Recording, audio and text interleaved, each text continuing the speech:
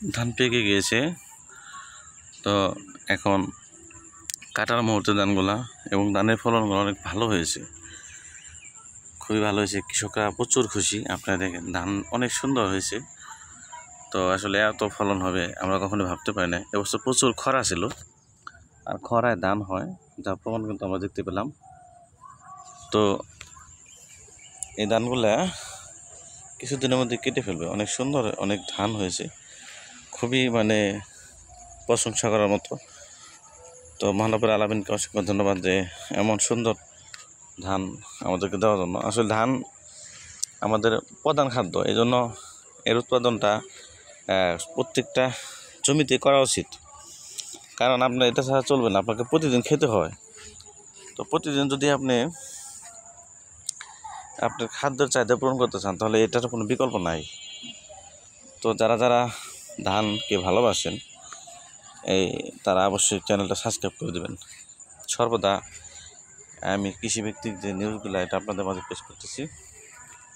তো যাদের যাদের ভালো লাগে ধান, তারা অবশ্যই আমার চ্যানেলটা সাবস্ক্রাইব করে দেবেন। ধান ভালো লাগে না এমন কোনো মানুষ নাই, প্রত্যেকেরই আমার কাছে মনে হয় ধান ভালো লাগে।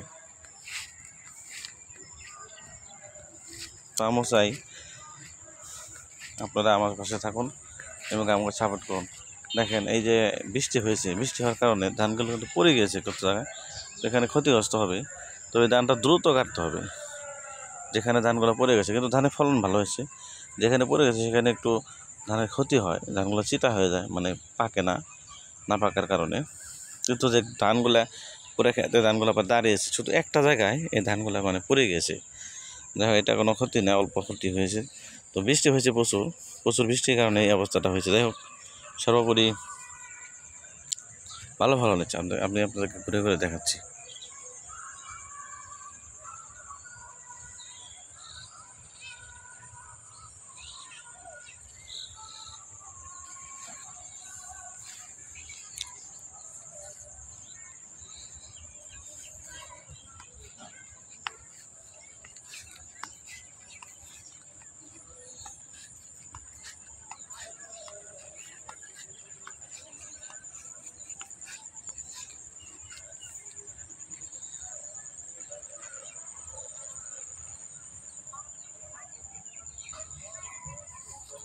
ধন্যবাদ, সবাই ভালো থাকবেন এবং ভালো লাগলে ভিডিওটা দেখবেন এবং চ্যানেলটা সাবস্ক্রাইব করে দেবেন এবং অপরকে দেখার সুযোগ করে দেবেন। ধন্যবাদ সবাইকে।